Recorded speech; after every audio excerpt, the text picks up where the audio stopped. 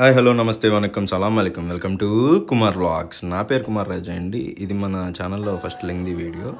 విజయవాడ నుంచి మా శబరియాత్ర ఎలా జరిగింది, అలాగే అయ్యప్ప స్వామి దర్శనం అయ్యాక మేము ఎక్కడెక్కడ ఏ పుణ్యక్షేత్రాలు తిరిగాము అనే దాని గురించి అయితే ఈ వీడియోలో చూద్దామండి. Let's get into the video.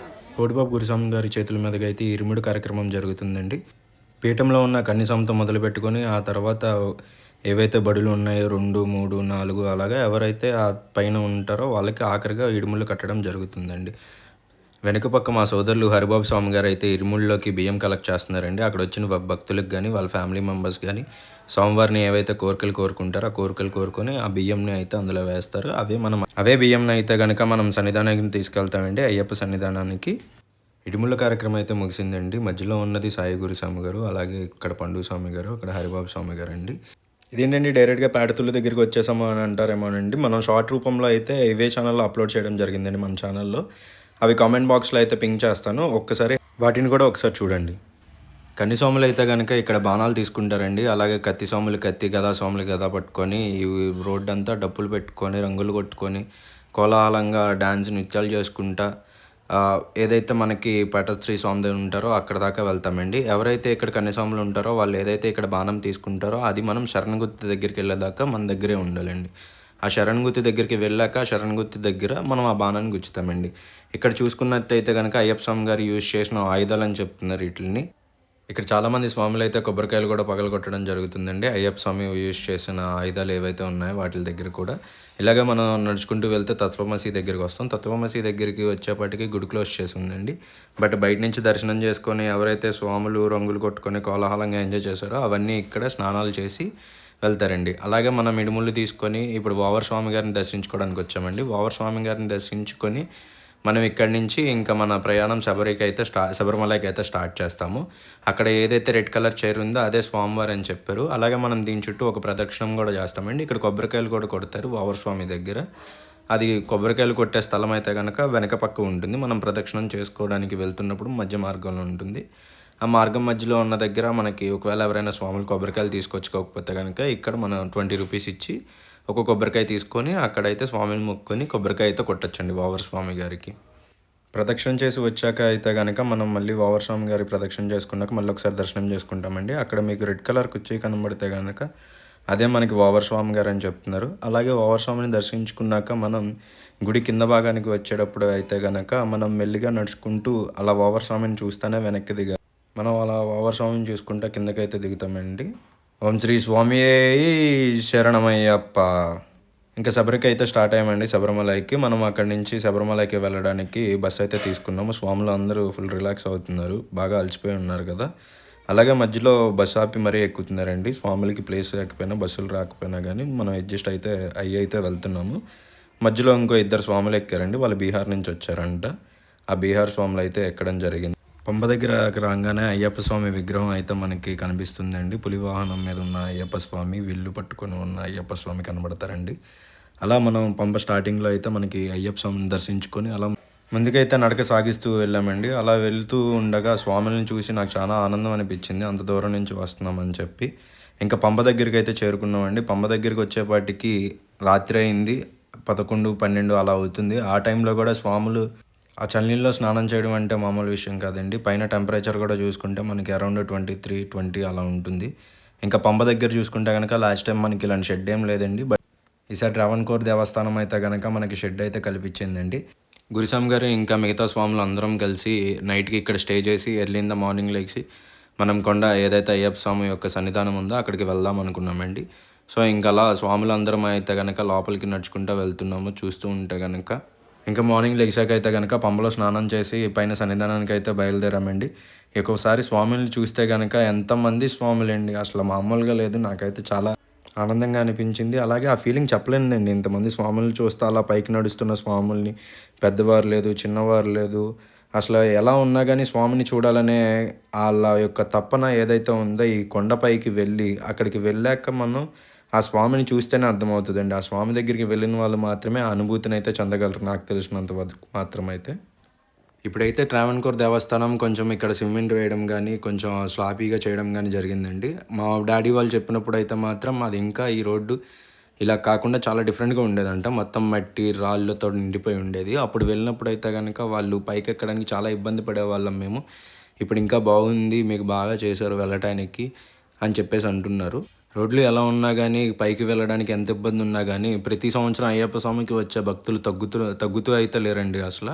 పెరుగుతానే ఉన్నారు. స్వామి ఎప్పుడైతే కన్యస్వాములు రాకపోతే నేను పెళ్లి చేసుకుంటానన్నారో, అంతకంతకి ప్రతి సంవత్సరం కన్యస్వాములు పెరుగుతున్నారు గానీ, ఎక్కడ కన్యస్వాములు తగ్గుతున్నట్టు అయితే గనక మనం ఎక్కడ చూసింది లేదు, వినింది లేదండి. ఒక్క కన్యస్వామి రాకపోయినా గానీ, అయ్యప్ప స్వామి నేను మాలికాపురత్తమ్మకి మాటిచ్చారండి పెళ్లి చేసుకుంటాను అని చెప్పి. కానీ ఆ మాత మరి ఒక్క స్వామి గూడా రాకుండా పెళ్లి చేసుకుంటాను అని చెప్పేసి అన్నారు. బట్ ప్రతి సంవత్సరం స్వాములైతే వస్తానే ఉన్నారు. గురుస్వాములు కూడా చెప్తా ఉంటారు, మీరు చాలా జాగ్రత్తగా ఉండాలి అని చెప్పి కన్యాస్వాములకి. ఎందుకు అంటే ఆ కన్యాస్వాములు గనక రాకపోతే అయ్యప్ప స్వామికి పెళ్ళయిద్దని మాలికాపురత్తమ్మ మాత కూడా చూస్తూ ఉంటారు. అలాగే కన్యాస్వాములకి కూడా పరీక్ష ఉంటదని చెప్పేసి గురుస్వాములైతే చెప్తా ఉంటారండి. మీరు చాలా జాగ్రత్తగా ఉండాలి. మీరెక్కడికి వెళ్ళినా గానీ ఖచ్చితంగా బొట్టు పెట్టుకొని మాత్రం అయితే వెళ్ళాలి అని చెప్పేసేసి.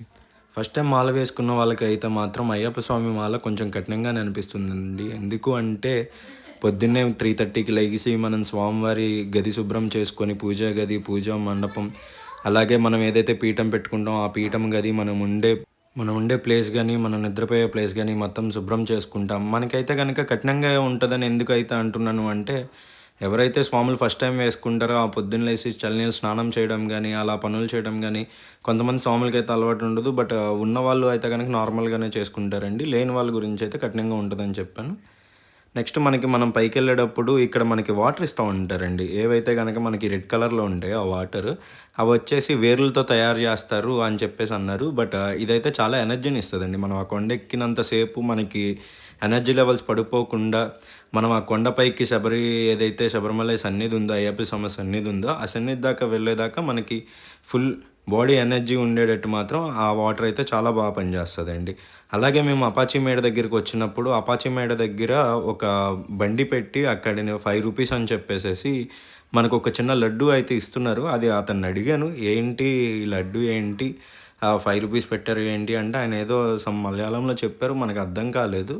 బట్ స్వాముల్ని అడిగాను. స్వాములకు గూడా కొంతమందికి తెలుసు, కొంతమందికి తెలీదు అన్నట్టు తెలియడం వల్ల నేనైతే గనక దాని మీద ఎక్కువ లెంగ్తీ వీడియో చేయలేకపోయానండి. అలా ఇప్పుడు మనం చూసుకున్నట్లయితే గనక మనం శరణ్గుత్తి దగ్గరికైతే వచ్చేసామండి. శరణ్గుత్తి దగ్గర ఏంటి అంటే ఎవరైతే కన్యస్వాములు ఉన్నారో వాళ్ళు తీసుకొచ్చే బాణము, అలాగే ఎవరైతే రెండో బడి కత్తి స్వాములు ఉన్నారో వాళ్ళు తీసుకొచ్చే కత్తి గాని ఇక్కడే మనము గుచ్చి అయ్యప్ప స్వామికి ఇలా నేను కన్యస్వామిని వచ్చానని తెలుపుతామండి. ఇక్కడ మాలికాపురత్తమ్మ మాత వచ్చి ఇవి చూసి ఆమె మళ్ళీ వెనుతిరిగి వెళ్ళడం ప్రతి సంవత్సరం అని చెప్పేసి స్వాములైతే చెప్పారు. ఇక్కడ మనకి ఏవైతే బాణాలు, ఈ కత్తులు ఉన్నాయో ఒకసారి చూస్తే గనక ఎంతమంది కన్యస్వాములు వచ్చి వెళ్లారు అనేది చూడండి. అసలు ఒక్కసారి మాలికాపురత్తమ్మ మాత అయితే గనక వచ్చి రెగ్యులర్‌గా చూసుకొని వెళ్తా ఉంటారంట. సంవత్సరంలో ఇంతమంది కన్యస్వాములు వచ్చారా అని చెప్పేసి ఇంక మాలికాపురత్తమ్మ మాత అయితే గనక వెనుతిరిగి వెళ్ళిపోతారండి అయ్యప్ప స్వామిని చూసుకొని.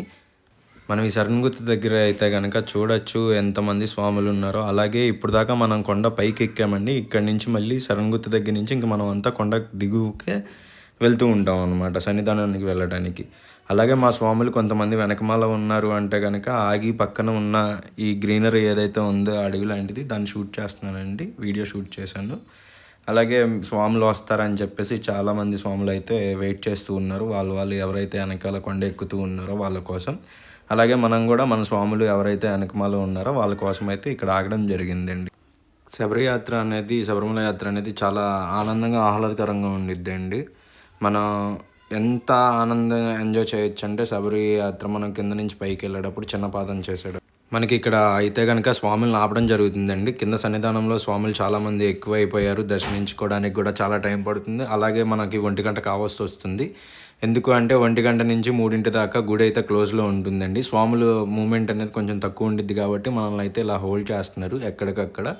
బట్ ఆ లైన్స్ అయితే మూవ్ అవుతానే ఉన్నాయి. బట్ మనం మధ్యలో అయితే ఆపుతున్నారు. అలా ఆపినప్పుడు నాకు ఇలాగా కోతులు గానీ ఇలాంటివి ఏమన్నా కనబడితే గనక వాటిని కూడా వీడియో చేద్దాం మనం అని చెప్పి. ఎందుకంటే మనం రెగ్యులర్‌గా చూసే కోతులు వేరు. బట్ ఇక్కడ ఉన్నవి అయితే గనక కొండముచ్చులో కోతులు అనే కొంచెం సందేహం అనిపించింది. మనం ఇది చూసుకున్నట్టయితే గనక మనల్ని లైన్స్‌లోకి అయితే పంపించారండి. ఇది సర్వదర్శనం లైన్. మనం సర్వదర్శనంలోకి అయితే వచ్చాము. స్వాములందరినీ ఒక ఏదైతే 18 పడిమెట్లు ఉంటాయో అక్కడ ఎక్కడానికైతే పంపించారు. మనల్ని ఇలాగా సివిల్స్ అందరినీ మాత్రం సర్వదర్శనంలోకి పంపించారు. బట్ 1 నుంచి 3 దాకా ఎవరికైతే స్వాములకి దర్శనం అవ్వలేదో అయ్యప్ప స్వామిది, బట్ వాళ్ళు పడిమెట్లు ఎక్కేసి పైకి ఎవరైతే వెళ్ళిపోయారో వాళ్ళందరూ కూడా ఇదే సర్వదర్శనంలోకి వచ్చి మళ్ళీ మేము అయ్యప్పని దర్శించుకోవాలి అని చెప్పేసేసి ఇదే లైన్లోకి రావడం వల్ల ఈ లైన్ రద్దీగా అనిపించిందండి. ఇంకా దర్శనం చేసుకొని స్వామివారిని బయటకు వచ్చామండి. బయటికి రాగానే సన్నిధిలో అక్కడ మేము వెళ్ళేపాటికి సాయంత్రం 3, 4 అవ్వడంతో నైట్ ఇక్కడే స్టే చేద్దాము సన్నిధిలో అని చెప్పేసేసి ఈ సన్నిధిలోనే నైట్ స్టే చేసామండి. హరిహరాసనం పాట విని ఆ తర్వాత ఎర్లీ ఇన్ ద మార్నింగ్ 5కి అలా లేచి మళ్ళీ ఒకసారి అయ్యప్ప స్వామిని దర్శించుకొని కిందకి అయితే బయలుదేరామండి. ఇది మనం పక్కన చూస్తే కనుక డోలీలండి. ఇక్కడికి వచ్చే స్వాములందరికీ ఇది తెలిసే ఉంటుంది. ఇక్కడ డోలీలు ఉంటాయి. వాళ్ళు మనిషిని బట్టి ఇంత ప్రైస్ అని చెప్పేసి మాట్లాడుతూ ఉంటారు. మేము అప్పుడు మాట్లాడినప్పుడు అయితే కనుక 6,000 అలా చెప్పి తీసుకొని వెళ్ళేటోళ్ళు. ఇప్పుడు మరి మనిషిని బట్టి వాళ్ళు తీసుకొని వెళ్ళటం అయితే జరుగుతుందండి.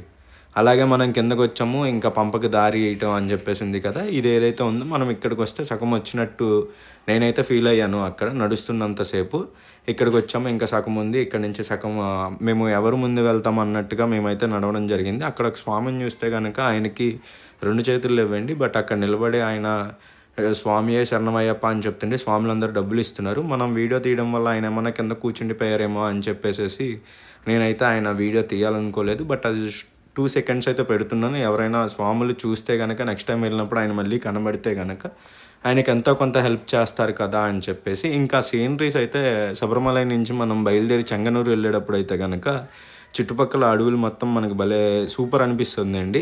అలాగే మనం చెంగనూరుకి రీచ్ అయిపోయామండి. చెంగనూరు నుంచి ఇప్పుడు మనం అజ్మల్ టెంపుల్కి వెళ్తున్నాము. అజ్మల్కి టెంపుల్కి వెళ్ళేటప్పుడు వ్యూ అయితే చాలా బాగుంటుంది. చుట్టుపక్కల మొత్తం కోకోనట్ ట్రీస్ తోటి, అలాగే మనకి లాంగ్ డిస్టెన్స్లో బీచ్ నుంచి వచ్చే చల్లగాలి కూడా మనం ఎంజాయ్ చేయొచ్చు అనమాట అక్కడ.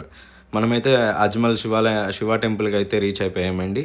అసలు ఈ వ్యూ చూసినప్పుడు నాకు అసలు మైండ్ ఎలా అంటే ఒక టైప్ ఆఫ్ ఫీల్ అండి. సన్సెట్, అలాగే బీచ్, ఆ పక్కనే శివుడు చూస్తున్నంతసేపు మాత్రం మనం ఏమన్నా భూలోక స్వర్గంలో ఉన్నామా ఏంటి అన్నట్టు అనిపించిందండి నాకు మాత్రం. అందరికీ ఎలా ఫీల్ అవుతారో తెలీదు, బట్ నాకైతే ఆ ఫీలింగ్ అనిపించింది. సో నేను నా ఫీలింగ్ని అయితే వ్యక్తపరుస్తున్నానండి. మనకి అజ్మల్ శివాలయం టెంపుల్ అయిపోగానే మనం అనంత పద్మనాభ స్వామి గుడికి అయితే వెళ్ళాము. అనంత పద్మనాభ స్వామి గుడి దగ్గరికి వెళ్ళేపాటికి 7:30కే గుడి క్లోజ్ చేస్తారు అంటే ఇంకా మేము తొందరగా అక్కడికి వెళ్తున్నాము. వెళ్ళి ఇంకా దర్శనం అయిపోయాక తిరుగు ప్రయాణం అయితే విజయవాడకి కొనసాగించామండి. మన ఫుల్ లెంగ్త్ వీడియో అండి, అందరూ చూడాలని కోరుకుంటున్నాను. ఇందులో తప్పులు ఏమున్నా కానీ మీరు నాకు పర్సనల్ మెయిల్ ఐడి ఏదైతే మనకి యూట్యూబ్కి సంబంధించింది ఉందో దానికైతే మెయిల్ చేయండి. నేను ఏదైనా మిస్టేక్స్ చేశానో అనిపించినట్టు కనుక మీకు అనిపిస్తే కనుక దాన్ని కూడా తప్పకుండా నాకు మెయిల్ చేయండి. అలాగే మీరు ఏమైనా సజెస్ట్ చేయాలనుకున్నా కానీ నాకు ఖచ్చితంగా సజెస్ట్ చేయండి. ఇంకా మనం అనంత పద్మనాభ స్వామి గుడి దర్శించుకొని విజయవాడకి అయితే తిరిగి వచ్చేసామండి. మన వీడియోని మీ ఫ్రెండ్స్ అండ్ ఫ్యామిలీ మెంబర్స్కి కూడా షేర్ చేయండి. అలాగే వాళ్ళని సబ్స్క్రైబ్ చేసుకోమని చెప్పండి. మీరు కూడా సబ్స్క్రైబ్